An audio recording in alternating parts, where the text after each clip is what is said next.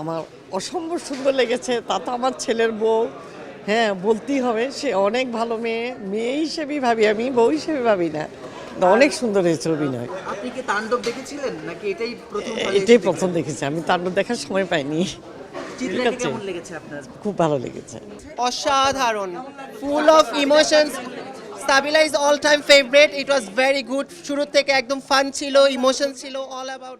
Fantastic work, খুব ভালো লেগেছে। আর লাস্টে শাহরুখ খানের সিনটা কানেক্ট করার জন্য আরো বেশি ভালো লেগেছে।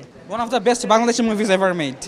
Tanim Noor is a fantastic director. He's probably the best director in Bangladesh right now. সাবিলার কাজ কেমন লেগেছে? Sabila, obviously fantastic. She's the next superstar of lady superstar of Bangladesh. সাবিলা খুব সুঅভিনেত্রী, তাই অনেক দিন পর সিনেমা হলে এসে সাবিলার সহজাত সাবলীল অভিনয় দেখে আমি অত্যন্ত আপ্লুত এবং তার জন্য আমার শুভকামনা রইল। 10 on 10 ছিল, আমার ভালো লাগছে। সাবিলার কাজ কেমন ছিল? উনি আমার অ্যাকচুয়ালি ফেভারিট অ্যাক্ট্রেস, তো এই জন্য লাইক ওনার সব কাজই ভালো লাগে, বাট এই মুভিটা আমার অনেক ভালো লেগেছে। খুবই ভালো লেগেছে। ঈদের one of the best movie. আমি আরও দু একটা মুভি দেখছি, এটাও আমার কাছে অনেক ভালো লাগছে। আমার কাছেও 10-এ 10। সাবিলা আপু এবং অন্যান্য যারা যারা ছিল, মোশাররফ করিম, চঞ্চল চৌধুরী, সবার অভিনয় খুবই ভালো লাগছে এবং গল্পটাও অসাধারণ ছিল। ছবিটা তো আসলে হুমায়ুন আহমেদ স্যারের গল্প উপন্যাস, কিছুক্ষণ উপন্যাস অবলম্বনে করা।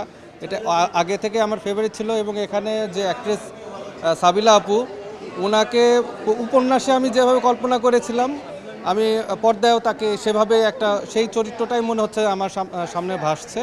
এবং এখানে তো মোশাররফ করিম, চঞ্চল চৌধুরী যারা আছেন, একেবারে বাংলাদেশের একেবারে উপরের প্রথম সারির অভিনেতা, সবাই সবার সাথে আসলে তাল মিলিয়ে একটা সুন্দর একটা উপস্থাপনা হয়েছে। বোর হওয়ার কোনো চান্স নাই। এই ছবিতে যেমন হাসছি, তেমন জীবনবোধটা নিয়েও একটা চিন্তা আসছে।